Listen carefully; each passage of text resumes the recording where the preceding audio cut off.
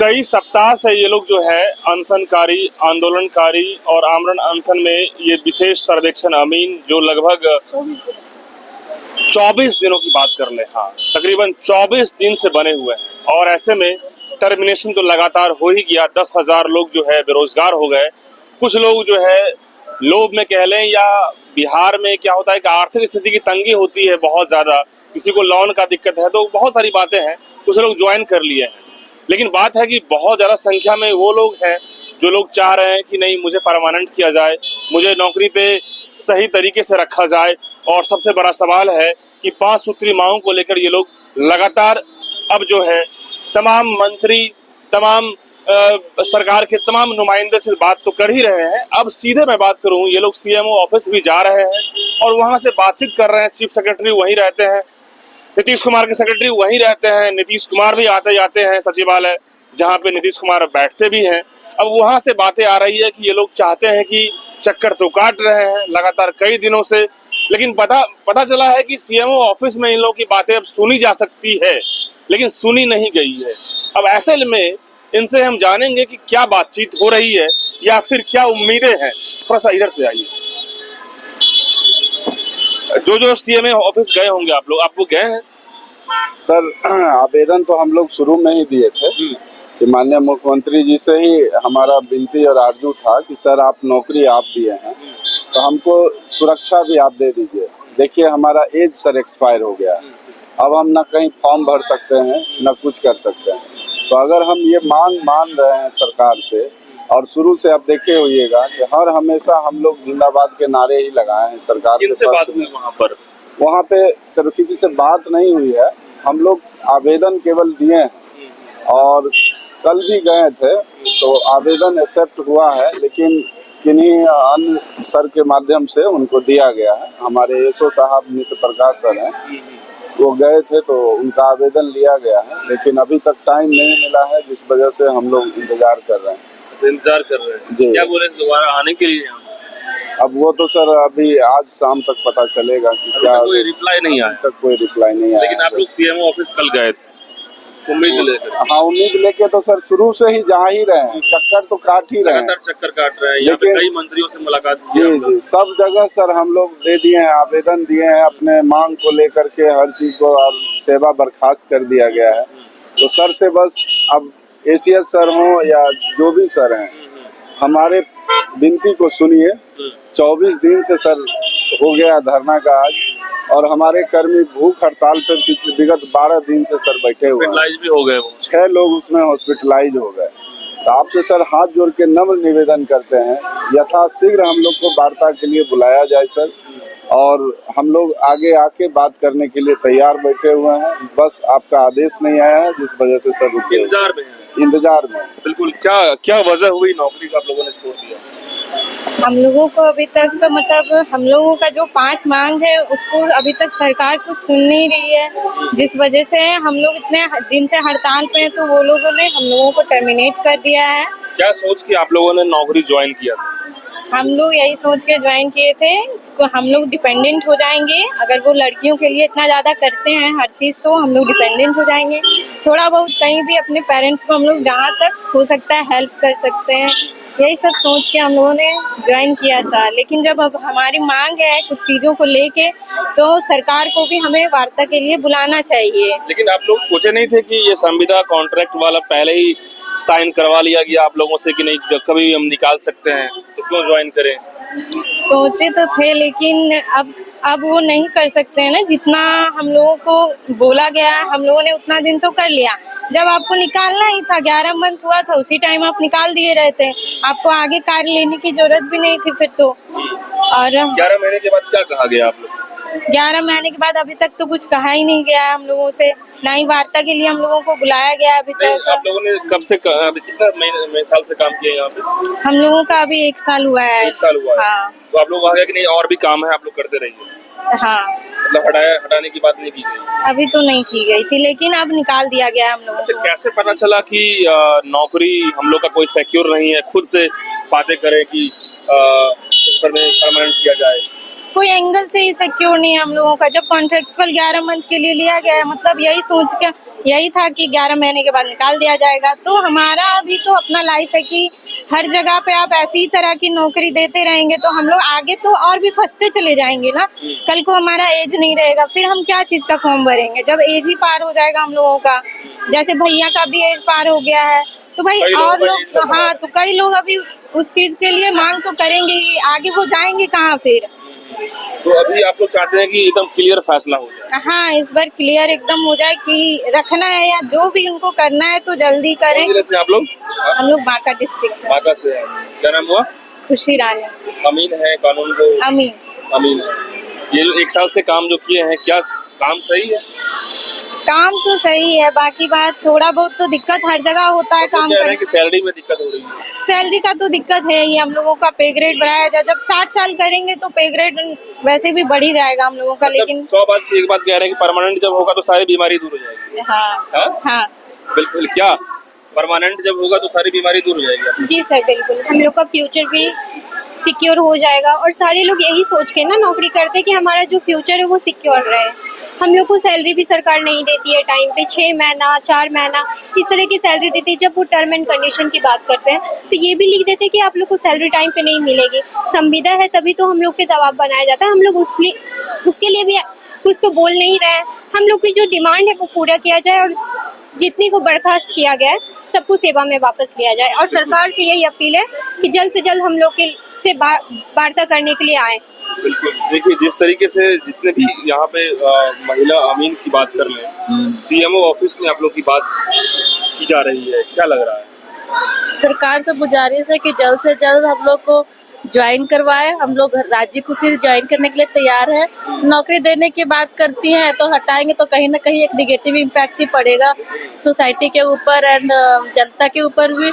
तो नौकरी देने की बात करते हैं तो जितना जल्दी से जल्दी वार्ता करके हम लोग को ज्वाइन करवा पड़ेगा। क्या नेगेटिव इम्पैक्ट जाएगा? जी सर, नेगेटिव इम्पैक्ट जाएगा। सरकार से बस यही आग्रह है कि हम लोग को बात सुने। और एक तरफ सरकार नीतीश कुमार जी कहते हैं कि हम महिला को 35% आरक्षण दे रहे हैं, आज हम लोग को आरक्षण दे के रोड पर खड़ा कर दिए हैं। बताइए अब हम लोग कहाँ जाएं? हम लोग को टर्मिनेट भी कर दिया है। अब नहीं बात करने को सुन रहे हैं और नहीं हम लोग को बुला रहे हैं। हम लोग को बुलाएं, हम लोग से बात करें और हम लोग को मांग 5 सूत्री मांग है उसको रखें और हम लोग को पूछना चाहिए। किस वजह से नौकरी ज्वाइन की है? सर हम तो ये सोचे थे कि हमारा भविष्य अच्छा होगा इसलिए ज्वाइन किया था। हाँ। तो अब आप लोग के साथ क्या हो रहा है? अब यही है कि 5 पहले जब 5 साल से आप काम कर रहे हैं? हम तो 5 साल से कर रहे हैं। पूरा अनुभव होगा आपको काम का? बिल्कुल है। कहाँ से, अनुभव कौन जिले से? हमारा तो यहाँ का नहीं है, अरे यूपी से आना है। यूपी से है। हाँ। तो यूपी से है, 5 साल से काम कर रही है। सैलरी वैलरी का ठीक है सब? सैलरी जितने में अभी तो जितना काम है उस हिसाब से सैलरी तो कम ही है। अब बढ़ा था तो वो भी मान लीजिए टाइम पे मिल रहा था? नहीं, टाइम तो नहीं मिलता है। सैलरी जो होता है 3 महीना 4 महीना अपन नीतीश सरकार जी देते हैं। कोई कैसे नहीं, मेंटेन कर रहे हैं?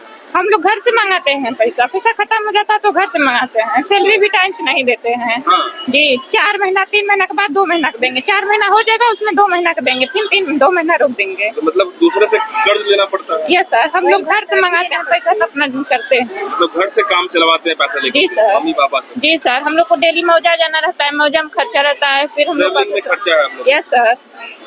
यही हालत है? हाँ यही हालात है।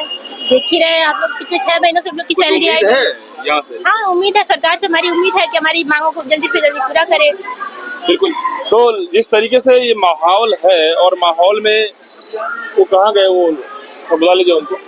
विनायक सर, इस पूरे बिहार में हम लोग इंजीनियरिंग फील्ड से बिलोंग करते हैं। बीटेक, एमटेक और डिप्लोमा इन सिविल इंजीनियरिंग से बिलोंग करते हैं। और सर आपको बताना चाहेंगे कि पूरा बिहार में जो है सो 40 से 45 पॉलीटेक्निक कॉलेज है और 40 से 45 इंजीनियरिंग कॉलेज है। और हमारे मुख्यमंत्री जी भी इंजीनियरिंग फील्ड से बिलोंग करते हैं। लेकिन आप देख रहे होंगे कि इस बिहार में इंजीनियर का क्या हाल है। ऑफिस से क्या उम्मीद?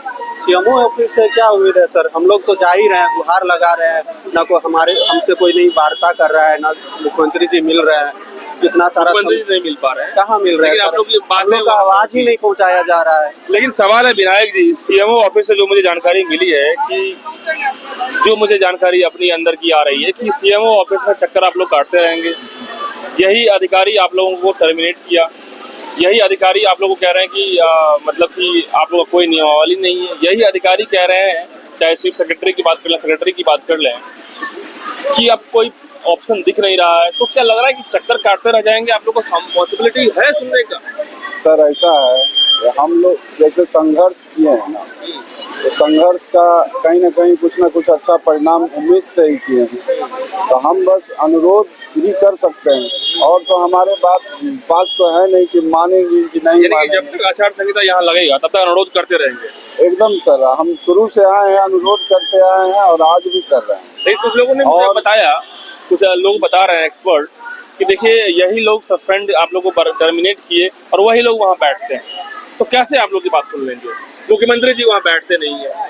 अब सर ऐसा है कि हम तो हुजूर से विनती ही कर रहे हैं, शुरू से कर रहे हैं, माननीय एसीएस महोदय सर से भी कर रहे हैं, माननीय नीतीश बाबू से भी कर रहे लेकिन हैं। सुनने में आया कि जब नीतीश कुमार जब गया में सभा कर रहे थे तो आपके हुजूर साहब भागने लगे आप लोग की जो हल्ला देख करके। नहीं, ऐसा नहीं था सर, वहाँ पे एक्चुअली कोई दूसरा कर्मी था, किसी और विभाग का, वो कुछ मतलब जो है गलत चीज, काला झंडा उंडा कुछ दिखाया, उसके वजह से हम लोग के कर्मी इतना डिसिप्लिन। एसओ साहब जो आप लोग के हैं सेटलमेंट ऑफिसर, वो कागज लिए बातचीत करेंगे, रिप्लाई देंगे, क्या लग रहा है उम्मीद है अब बातचीत नीतीश कुमार तक होगी? जी सर, वो सर तक तो बात लोगों ने कहा ना कि ठीक है सर आप लोग तो टर्मिनेट कर दिए हैं, ठीक है हम लोग रिक्वेस्ट कर रहे हैं आपसे, लेकिन आप नीतीश कुमार तक बातों को जैसे सर आवेदन जो है ना, आरा में भी और बक्सर में भी हम लोग का माननीय मुख्यमंत्री जी के यहाँ पहुँचा।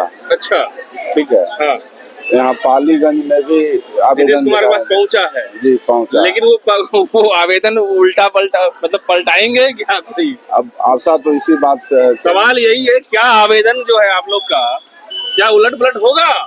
जरूर करेंगे हम लोग आशा ही कर सकते हैं ना उनसे। हाँ? हम लोग आशा किए हुए हैं कि जब दिए हैं तो वो कुछ करेंगे, नौकरी जब वही दिए हैं हाँ। तो आगे का भी जो कार्रवाई है परमानेंट करने का, या जो भी हम लोग का काम करेंगे उन्हीं से उम्मीद है, इसलिए आशा करते हैं कि वो जरूर हमारे आवेदन को पढ़े होंगे। क्योंकि देखिए प्रोटोकॉल तो नहीं है कि नीतीश कुमार से आप लोग मिल लेंगे, प्रोटोकॉल तो नहीं है, काफी सिक्योरिटी है, हाई सिक्योरिटी में रहते हैं नीतीश कुमार।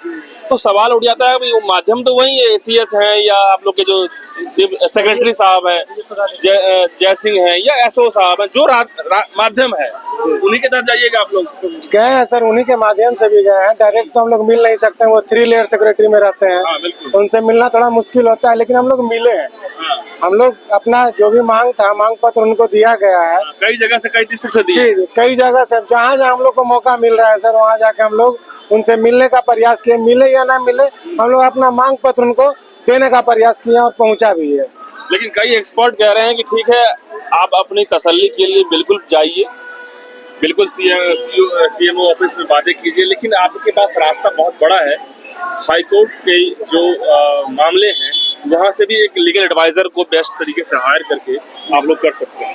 देखिए सर, ये तो अभी न्यायपालिका हमारा लास्ट स्तंभ है ना, तो न्यायपालिका में जब हम अपने बड़े अधिकारी से भी मिलने का प्रयास करेंगे, हमारे जो संघ के लोग हैं वो आज 1-2 दिन सर का देख लेते हैं, अगर आ जाता है कि आप जाइएगा तो हम लोग मिलने का प्रयास सर से भी एक बार और गुहार लगाएंगे।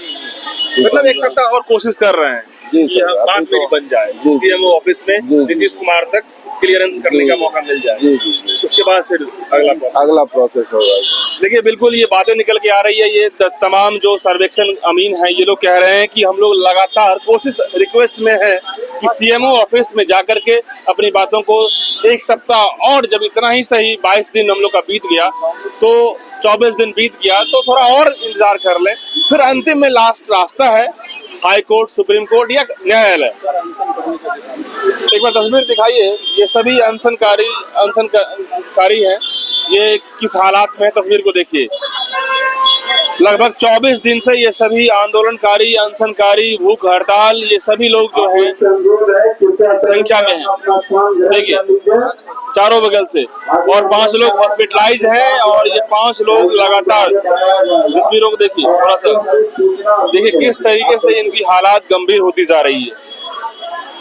हालात गंभीर होती जा रही है, दयनीय होती जा रही है और बहुत ही हालत जो है यहाँ पर में दयनीय है। ऐसे में आप तमाम लोग मुझे बताएं कि आखिरकार ये सभी 24 दिन से आंदोलनकारी, प्रदर्शनकारी और सर्वेक्षण कर्मी अब ये लोग क्या करें, क्योंकि मामला सीएमओ ऑफिस में जा रहा है, लगातार बातचीत कर रहे हैं ये लोग।